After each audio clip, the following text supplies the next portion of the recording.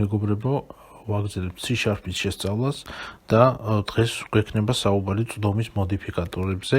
კერძოდ კი ვისაუბრებთ ორ წვდომის მოდიფიკატორზე, რომელსაც ეწოდება public და private. გარდა ამ ორი წვდომის მოდიფიკატორისა, C# პროგრამირების ენაში არსებობს სხვა წვდომის მოდიფიკატორებიც, რომლებზეც ჩვენ ცალკე გვექნება საუბარი. რატომ გადავწყვიტე, რომ ჯერ ცალკე ჩამეწერა private და public-ი, ამის რამდენიმე მიზეზი არსებობს. პირველი არის ის, რომ ეს წვდომის მოდიფიკატორები შეიძლება ითქვას, რომ ყველაზე ხშირად გამოყენებადი და პოპულარული არის. მეორე არის ის, რომ ასე ვთქვათ, გასაგებად ეს ორი წვდომის მოდიფიკატორი ყველაზე მარტივი არის. და სხვა წვდომის მოდიფიკატორები, რომელსაც მოგვიანებით გვექნება საუბარი, შეიძლება ითქვას, რომ დაკავშირებული არის ისეთ საკითხებთან, როგორც არის მაგალითად მემკვიდრეობა C# პროგრამირების ენაში და რა არის მემკვიდრეობა, ამაზე ცალკე გვექნება საუბარი, ხოლო ამის შემდეგ გვექნება სხვა წვდომის მოდიფიკატორებზე საუბარი, რომლებიც გვხვდება C# პროგრამირების ენაში. გარდა ამისა, შეიძლება ითქვას, რომ ამ წვდომის მოდიფიკატორების ერთმანეთში კომბინირებაც შესაძლებელი არის. ანუ არსებობს ისეთი მოდიფიკატორები, რომლებიც ორივეს ფუნქციონალს აერთიანებს, ანუ ამ მოდიფიკატორებს ერთმანეთში, ასე ვთქვათ, ერთმანეთის გვერდიგვერდ ათავსებს. მაგრამ ნუ იფიქრებთ ჯერჯერობით ამ საკითხებზე. დღეს ვისაუბრებთ public-ზე და private-ის შესახებ. თუ მოგწონთ ჩემი ვიდეოები, გთხოვთ, რომ გამოიწეროთ არხი და მოიწონოთ ვიდეოები იმისთვის, რომ არხი გახდეს უფრო მეტად პოპულარული. მოდი ვნახოთ რა მაგალითზე უნდა ვიმუშაოთ დღეს და როგორი კლასი მოვამზადე მე ლექციის დაწყებამდე. ჩვენ ხედავთ ეკრანზე class points, რომელიც აღნიშნავს ორგანზომილებიან სივრცეში წერტილის მდებარეობას. ორგანზომილებიან სივრცეში ვიცით, როგორც არის განთავსებული წერტილი საკოორდინატო სიბრტყეზე x და y ღერძზე. ხო, ესე არის განთავსებული წერტილი ორგანზომილებიან სივრცეში და როგორც წესი ესე აღვნიშნავთ ხოლმე. აქედან გამომდინარე, ეს ჩვენი წერტილიც point class-საც გააჩნია ორი ცალი ველი, ერთი არის x-ი, მეორე არის y-ი. ეს ველები იღებენ რაღაც რიცხვით მნიშვნელობებს, ანუ int-ებს, მთელ რიცხვით მნიშვნელობას იღებენ და წარმოვიდგინოთ, რომ აი გადაცემულ მნიშვნელობებზე, ანუ x საკოორდინატო ღერძზე და y საკოორდინატო ღერძზე გადაცემული მნიშვნელობებზე მოთავსებული არის ჩვენი კლასი point-ი, ანუ ის ობიექტი, რომელიც ამ point-ის შედეგად შეიქმნება. განთავსებული იქნება იმ სივრცეში იმ ადგილზე, რა ადგილზეც რა რიცხვებიც გადაეცემათ აი ამ x და y-ს, ხო? და აგრეთვე გვაქვს ორი ცალი მეთოდი, print x-ი და print y-ი, რომელიც ერთი ბეჭდავს x, ხოლო მეორე ბეჭდავს y-ს. და აი ამ თითოეულ ველს და მეთოდს, რომელიც აი ჩვენ კლასის შიგნით გვაქვს მოთავსებული, მიწერილი აქვს შესაბამისი წვდომის მოდიფიკატორი. ზოგს აქვს მიწერილი public-ი, ხოლო ზოგს აქვს მიწერილი private. მაგრამ დასაწყისშივე გეტყვით, რომ ჩვენ ვალდებული არ ვართ, რომ მაინც და მაინც კლასის შიგნით არსებულ ველებს და მეთოდებს თუ სხვა კომპონენტებს მივაწეროთ, ასე ვთქვათ, ეს წვდომის მოდიფიკატორები. ჩვენ შეგვიძლია თავად კლასსაც მივენიჭოთ წვდომის მოდიფიკატორი და დავწეროთ აი ესე მაგალითად public-ი. და ესეც ლეგიტიმური ვარიანტია. მაგრამ მოდი ჯერჯერობით არ გვინდა წვდომის მოდიფიკატორი კლასთან და დავაბრუნოთ ყველაფერი როგორც იყო. აქამდე ჩვენ როცა ვქმნით კლასებს წინა გაკვეთილებში, გვახსოვს, რომ მხოლოდ ვიყენებდით წვდომის მოდიფიკატორ public-ს.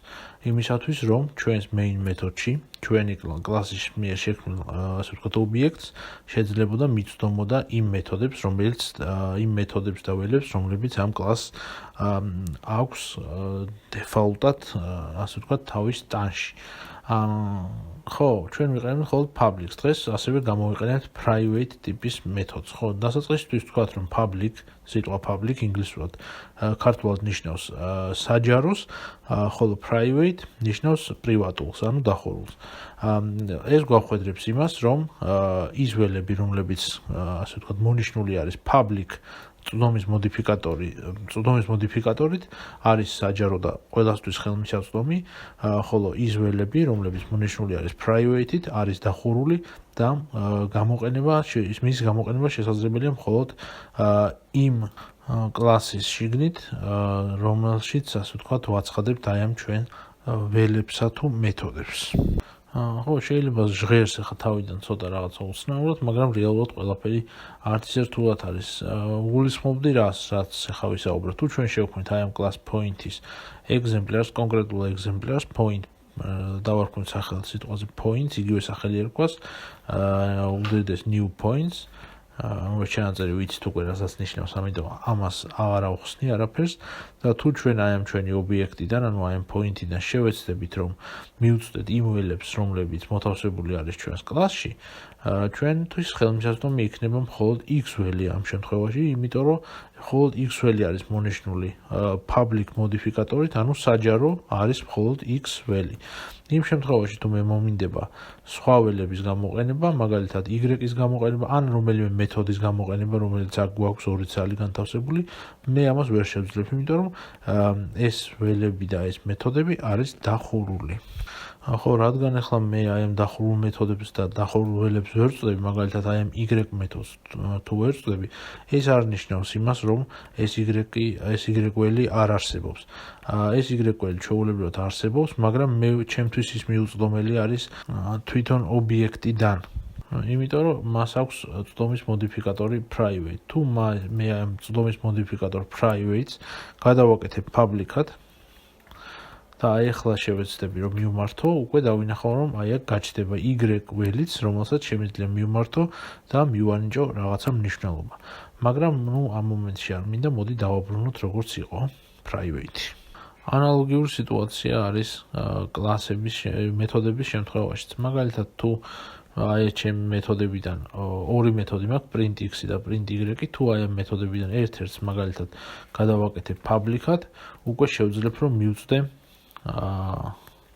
ჩემი point-დან აი ამ print x მეთოდს და დაუბეჭდო x ასე ვთქვათ x წერტილის კოორდინატი და მდებარეობა თუ სად არის განთავსებული x. ხო, x-თან მიმართებაში ყველაფერი გასაგებია, x-ის ასე ვთქვათ ველიც public-ი არის და მისი დაბეჭდვის მეთოდის public-ი არის. ანუ მე რეალურად შემიძლია ამ point-დან x მივანიჭო მნიშვნელობა, დავუშვათ რაღაცა 45, აი აქ ქვევით და შემდეგ ავდგე და აი ამ point-ის print x მეთოდი გამოვიძახო. შედეგად, თუ გავუშვებთ ესეთ პროგრამას, ეს დაგვიბეჭდავს ჩვენს მიერ მინიჭებულ მნიშვნელობას, ანუ 45-ს. მოდი ახლა ეს ორივე გავასუფთავოთ და დავფიქრდეთ, კი, ეს public-ის შემთხვევაში კი მარტივია და ცხადია, რომ ასე ვთქვათ, საჯარო გამოყენებისა არის და მივხვდებით რაც უნდა გამოვიყენოთ, მაგრამ აი რა საჭირო არის ეს private-ი, ამაზე დავფიქრდეთ. თუ მაინც ვერ ვწდები მე ამ private-ს და აი ამ y საერთოდ ვერ ვწდები, რისთვის მჭირდება მისი გამოყენება. ხო, ნაწილობრივ მართალია ეს, მე ვერ ვწდები აი ამ y-ს ობიექტიდან, ანუ point-დან ვერ ვწდები ამ y-ს, point და წერტილს თუ დავსვო y-ს ვერ დავინახავ. მაგრამ მე შემიძლია აი ეს y თავისუფლად გამოვიყენო აი ამ კლასის შიგნით. შესაბამისად, თუ მომინდება რომ ამ y-ის მნიშვნელობა შევცვალო ან რაღაცა გავუკეთო ამ y-ს, მიუხედავად იმისა, რომ ეს არის დახურული და არის private-ი, მე შემიძლია აი ამ class point-ის შიგნით, აი ამ scope-ების შიგნით ეს y-ი ჩვეულებრივად გამოვიყენო. იმიტომ რომ ეს დახურული არის გარედან წვდომისთვის, მაგრამ შიგნით გამოყენებისთვის ეს ჩვეულებრივად ღია არის. ამიტომ თუ მე ახლა აი ამ private y-ს მივანიჭებ რაღაცა მნიშვნელობას 12-ს, მაგალითად აქვე, აი პირდაპირ შექმნის მომენტში, ეს ჩვეულებრივად აიღებს ამ მნიშვნელობას და პრობლემა არ იქნება.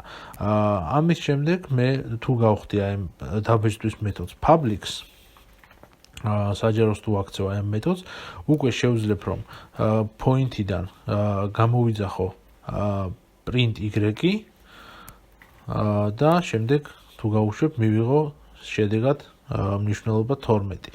აი ესე, ანუ მე პირდაპირ point-დან ვერ ვწდები აი ამ ჩემს y-ის ველს, მაგრამ ირიბად ვწდები მას აი ამ მეთოდიდან, რომელიც მას ბეჭდავს და ჩემთვის ეკრანზე გამოაქვს. ანუ მე ამ y-ს აი აქედან ვერ ვანიჭებ მნიშვნელობას, მაგრამ მხოლოდ წაკითხვისთვის ვიყენებ მას. ანუ ვიყენებ იმ მნიშვნელობით, რა მნიშვნელობაც მას შექმნისთანავე განესაზღვრა და მე ამ მნიშვნელობის შეცვლა არ შემიძლია. ხო, მე მგონი მივხვდით რეალურ განსხვავებას public-სა და private-ს შორის და მოდი ახლა დავფიქსდეთ რეალურად რა საჭირო არის ეს private და public-ი. რა საჭირო არის მონაცემების ამ ტიპით დაფარვა და მასზე წვდომის შეზღუდვა. აი ამ მიდგომით, რომ რაღაცეები დაფარულია და რაღაცეები საჯაროა, რეალიზდება ენკაფსულაციის ლოგიკა.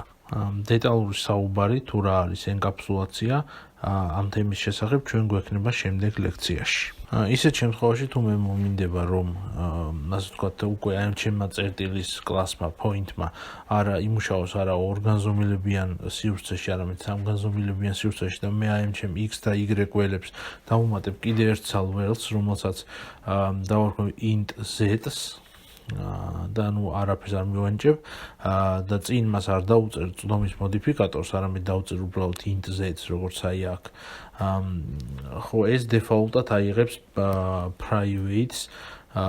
private წვდომის მოდიფიკატორს. ანუ ესეთი ჩანაწერი, ცარიელი ჩანაწერი, ხო, ისეთი რომელსაც წინასწარ არ უსაზღვრავთ, როგორი წვდომის მოდიფიკატორი გქონდეს, დეფაულტად აიღებს მნიშვნელობას private. ამიტომ თუ მე ახლა შევეცდები, რომ აი ამ point-ის ობიექტიდან აი ამ z-ს მივუწვდე და ვინახავ, რომ მსგავს რაღაცას, მსგავს ველს მე ვერ დავინახავ. თუ დავუწერ აი ამას public-ს, კი ბატონო, ჩვეულებრივად აი ამ z-ს მივუწვდები ჩემი point-ის ობიექტიდან და შევძლებ მას რაიმე მნიშვნელობა მივანიჭო. ხო, ეს იყო რაც მინდოდა მეთქვა private და public მოდიფიკატორების შესახებ. შეიძლება ჯერჯერობით ცოტა ბუნდოვანი არის ეს თუ რაში დაგვჭირდება აი ესეთ ტიპის მონაცემების დაფარვა, მაგრამ მას შემდეგ რაც ვისაუბრებთ ენკაფსულაციის შესახებ შემდეგ ლექციაზე თქვენ ასე ვთქვათ შეივსებთ ამ ცოდნას და უკვე ცხადად დაინახავთ თუ რა საჭირო არის private ველების და ზოგადად private-ის გამოყენება C# პროგრამირების ენაში. დავასრულოთ მოდი დღეს საუბარი, დაგემშვიდობებით და გისურვებთ წარმატებებს.